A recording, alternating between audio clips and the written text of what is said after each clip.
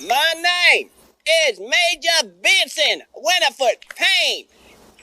As of 0800, I am replacing Major Frankfurt as your commanding officer.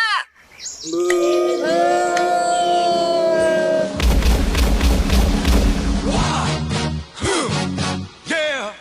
What is it good for? Absolutely nothing. Yeah.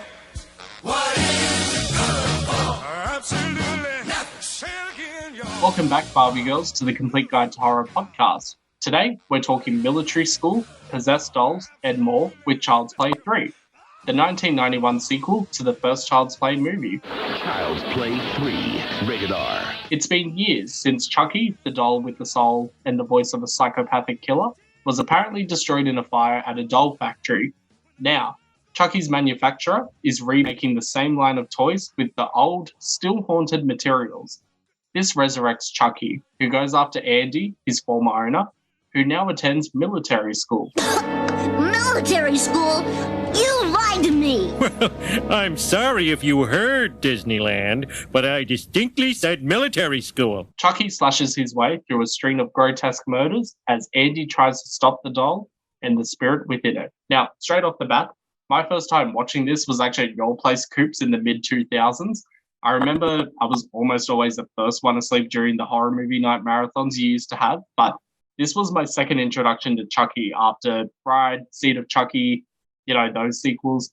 One notable aspect of this movie is that although it was released only 9 months after Child's Play 2, the story takes place 8 years after the events of that film. So huge time jump in such a short amount of time. I actually like this sequel. While I'm more inclined to love the full-on horror comedy hybrids of the two sequels after this movie, I still appreciated the funny parts and the deaths of this installment. But personally, I don't know, I just prefer Child's Play 2 over this one. So I'm interested to know, Coop, what did you think about Child's Play 3? All right, here we go. All right. So I'm probably going to get reamed by all the horror purists out there, but you can all go and fuck yourself for it. This is my favorite Chucky movie. I love Child's Play 3. It is the first Chucky movie I ever saw. I know I'm biased in that regard, but I absolutely fucking love this movie. I feel like it's at its absolute peak when it comes to the comedy, when it comes to the violence of the deaths, and just the way that Chucky is sort of playing the two factions within this military camp against each other. I think the military school is such a fascinating backdrop for a horror movie, and I wish there was more of that, other horror movie series. I think it's an interesting background or backdrop to play with a movie like this. Chucky's got so many one-liners throughout this movie. He's fucking hilarious. He's slitting throats. He's fucking putting real bullets in paintball guns. This movie is awesome. Lots of praise, and also lots of very deserved praise too. One aspect which I noticed about this movie compared to the first two, which is Chucky really loves screaming at people in this movie. So compared to the first two installments where he'd like to be a bit more silent before, attacking someone, I mean, I'm sure there's a YouTube compilation somewhere where it's just Chucky being like, ah, before he actually kills people. And I noticed that a lot throughout this movie, whether it's the opening scene or whether it's at the military camp. But you actually touched on a very interesting point. I can't think of any other horror movie where it's been set at a military school or if it's been set at like an army reserve. I don't know the right terminology for it, but Join the Navy. Join the Navy. This is very unique. BP, do you have any thoughts? I'm surprised you like that one, Chris, but I get it. If when you're young and sometimes your first film can be a sequel in a series and that sort of sticks with you. Look, I thought the movie is decent, but I felt there was a quality drop-off between this and number 3, definitely. I didn't like it as much as number 2. I like that they sort of continued on again with Andy being older. And, he's gone to military school and sees the doll when the soldier's walking by with it and has an internal freak out. And but this was probably like the first Chucky movie where I started to go on my phone at some points. Like I wasn't really getting into it in some parts. The military school aspect is cool in a way, but I just don't feel like there was a lot of development with a lot of the other characters, even his roommate. And sadly, his roommate gets killed, I think, at the end with the grenade, if that's what happens. I think it is. He's a hero. He's a hero, yeah. Well, I didn't know because I know he jumps on it and then he's laying there dead, but then I didn't know what happened there. And again, Chucky is even more pissed off than the first two, which is hard to believe. But yeah, he has a couple of good one-liners and there's a couple cool kill shots in there. But out of the three so far, it's pretty, like, it's decent, but it's to me, it has low replay value. I just kind of found a lot of it forgettable. The only thing I probably would like is just the progression of Andy itself, and it was good to see him back for a third film. I really like that they still stuck with the character of Andy, but then they still did something interesting with introducing a new environment, a new group of characters. So it keeps it feeling fresh, but still appeases the hardcore Chucky fans who have seen the first two by saying like, no, we're still sticking with the main two tent poles of the franchise, which are Andy and Chucky. I guess my favorite part of the film is I love how insane Chucky is. Like, yes, he was also crazy during the first two, and he still has the same, like, funny one-liners. He's still very agitated, but I felt he was more sinister in this one, especially, Coop, as you mentioned, with turning the two army camps against each other so that they were responsible for killing some of the other portions. Yeah, I just felt it was a more sadistic form of Chucky. Safe to say, Coop, that I think your favorite part of this movie is all of it, but did you have any particular, like, praise for a particular scene, particular character, anything along the lines like that? The crazy character of the barber who wants everybody to be bald. I always get a kick out of just like strange side characters. And I think he's a really good example of that. Just the build up to him getting his throat slashed and just the irony of that when, you know, his whole thing is keep your hair short. Otherwise the soldiers are going to pull your head back and slash your throat, and he just gets fucked up by his own razors. Love that shit. With the climax of this movie, the idea of, you know, like a theme park, particularly a sort of horror themed ride, is really cool idea for the climax of a horror movie, and all the sort of moving parts of a backdrop like that works really well. It's interesting with that theme park too, because I don't remember the theme park from when I watched it years and years ago when I was a teenager, but when I rewatched it the other day, I was like, oh, I remember vaguely this part. But I felt it also somewhat indirectly tied in with the sequence at the end of Child's Play 2, with how that was set in a toy factory. That toy factory kind of looked like an amusement park as well. So to me, it was like, ooh, some similarities, but still this is its own voice, it's its own set design, still fresh, still ups the ante. So I appreciated that aspect too. BP, did you have any favorite parts in the movie? There's a quote by Chucky that I really like, and it's the scene where I think it's the soldier or the older gentleman. He's walking into one of the dorms or something, and he has the heart attack because he sees the doll talking. And then Chucky does the quote. It's the quote. You got to be fucking kidding me! And it's just funny because I think it's at that point that Chucky wanted to kill him, and he's just like, he saw the doll moving and he's having a heart attack. Like, you're kidding me right now. I really like that. In regards to Child's Play 3, I don't necessarily think I have any least favorite parts of the movie. I felt that it was one installment that was quite consistent with not only its entertainment value, but also keeping the audience entertained. But I will say one thing that I wish they did put in was I was expecting a reference to Kyle, the foster sister from the second movie.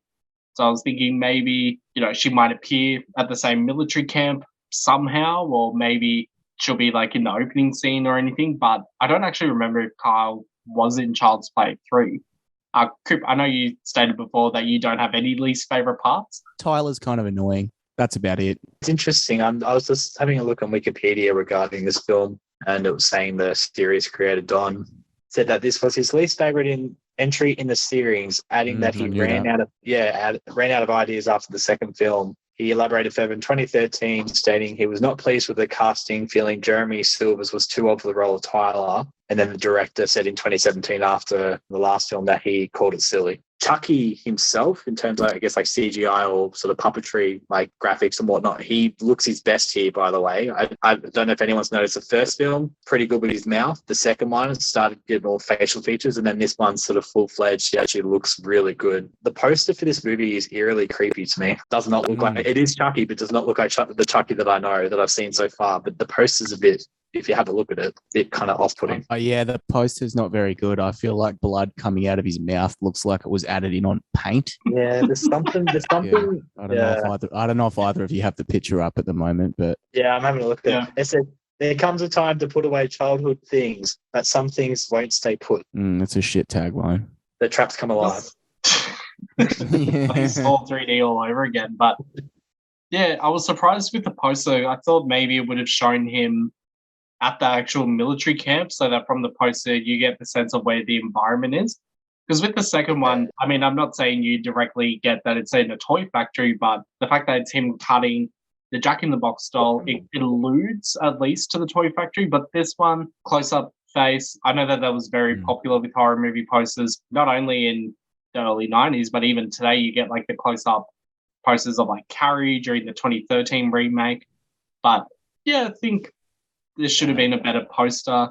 It's interesting that Don Mancini came out saying that this was his least favorite sequel, because to me, this is the one that has his writing all over it, whether it's the military camp, whether it's Chucky being more vicious. So I'm surprised that he felt that they ran out of ideas after the second one, because to me, this was the perfect way to freshen up things by having the same characters, but also having that new environment. So I thought that was very smart. It does say that Universal Studios had to begin writing the third installment before Child's Play 2 was released, so causing pressure to him to draft a storyline on such a tight schedule.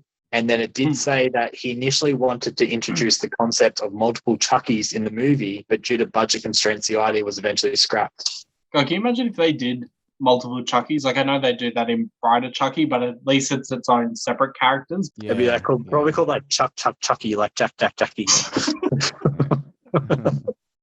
It's like Chucky 3, and but that the early 3's in on like too. that. Yeah. Yeah.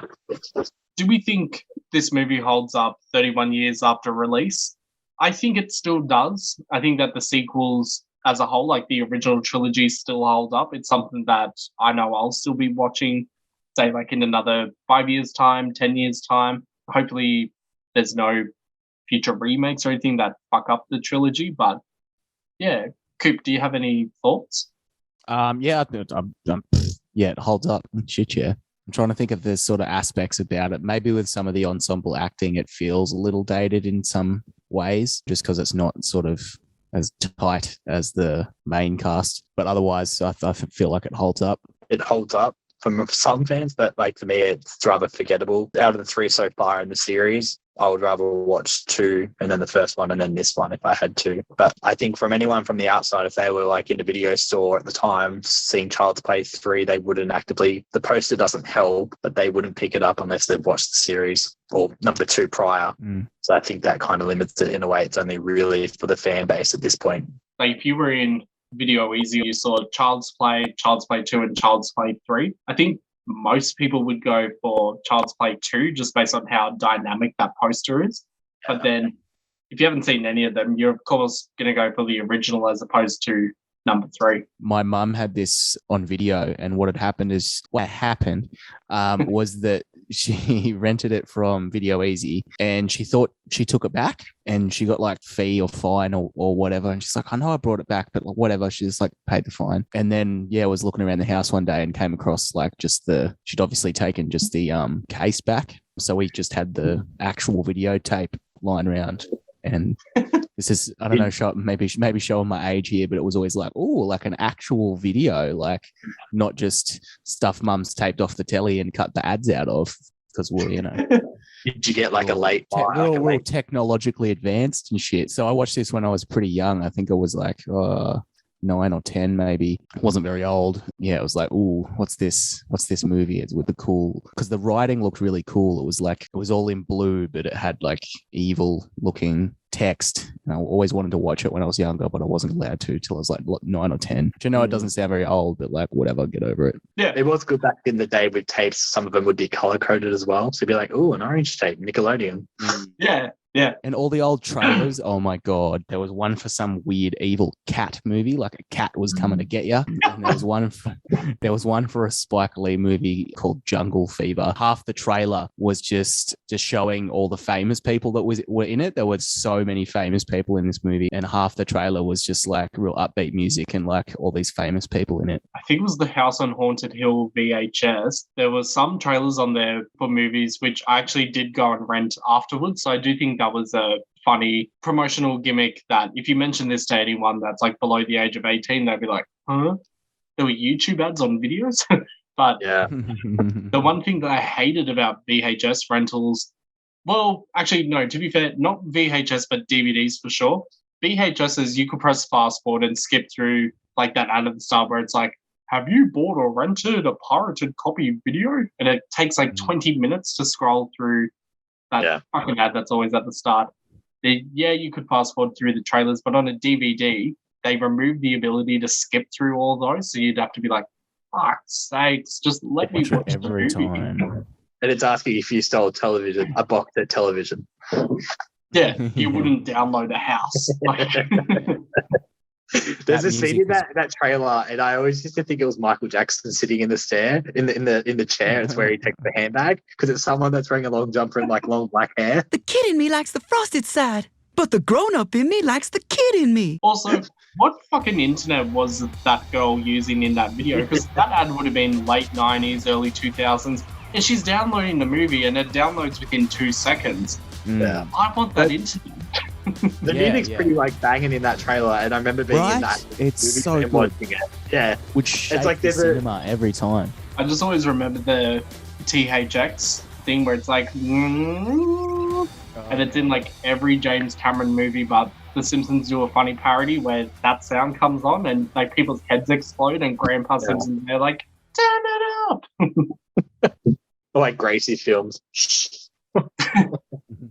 Dun, dun, dun, dun, dun, dun. So personally, I did like Child's Play 3. Even though I had watched Bride of Chucky beforehand, it did make me interested in watching any sequels that may come out of it. So I remember looking for a Child's Play 4 and then realizing, I've already seen it because it's not Child's Play 4, it's Bride of Chucky. But it did leave me wanting more of Chucky. At this point, I wasn't as invested in the Andy character, but I still wanted to see what Chucky was going to do. So I think it worked in that regard. Coop, how about yourself? Well, yeah, like I said before, I mean, this was the first one that I saw, so I was immediately like, I need all of this in my body right now. Made me want to watch the sequels, and I watched them in a weird order. Like I said, I think this one, second one, Bride of Chucky, then the first, and then I think from then on, I sort of watched them in order as they came out. But yeah, absolutely piqued my interest and made me want to watch more. The poster and the tagline and everything wouldn't have. BP, do you have any thoughts? I know you weren't a particular fan of this movie, but would it make you invest in Chucky as a series? To me, I wouldn't have thought it would still keep going as it is now, but as we've sort of seen with the future films and the TV series, there are some better films in the series, which is surprising because most of the time with these longer franchises like Friday the 13th or all those ones, they start to sort of diminish in quality and there's never really a repeat after that. It just gets worse and worse. So I wouldn't be fussed either way. Like I could leave it at this, but if it was just a 3, this would have been a weak finale sequel at that point. Well, I think Coop is about to murder you, so you might want to hide. I've got my my follow-up trivia from before as well. So Child's Play 3 was cited as the inspiration, in quotation marks, for 2 murders, which took place in the United Kingdom in December 1992 and February 1993, respectively. The murder of Suzanne Capper and the murder of James Bolger. In the Suzanne Capper case, the 16-year-old was forced to listen to recordings of the gang leader repeating the catchphrase, "I'm Chucky, wanna play?" Tom Holland, in response to both murders, defended the film, stating that viewers of horror movies could only be influenced by their content if they were unbalanced to begin with.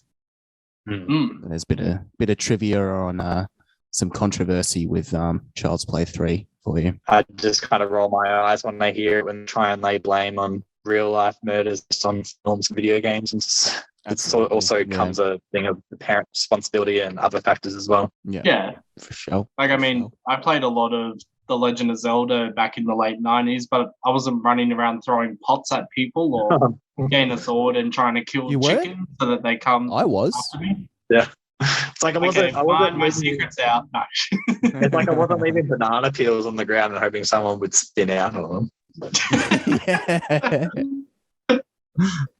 Like the whole conservative reaction, and also like you got like so many parental, saying that word wrong, like parents group rights that are all focused on trying to censor TV shows, censor movies based on what they think is influencing children to be less religious or less demonic, for lack of a better word.